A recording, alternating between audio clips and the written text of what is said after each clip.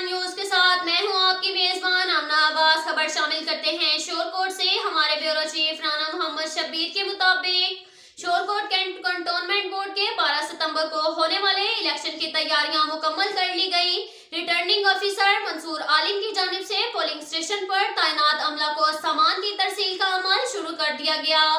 عملے کو ballot papers اور دیگر سامان دے دیا گیا۔ 12 پولنگ اسٹیشن بنائے گئے ہیں۔ پولیس اہلکاروں کی ڈیوٹیاں بھی لگا دی گئی۔ اس موقع پر ریٹرننگ آفیسر منصور عالم کا کہنا تھا کہ پولنگ اسٹیشن میں مکمل کوششیں کی جائیں گی کہ SOPs پر عمل درآمد بھی کروایا جائے۔ اب تک کے لیے اتنا ہی کافی ہے۔ ملتے ہیں اگلے بلیٹن میں۔ ہمارے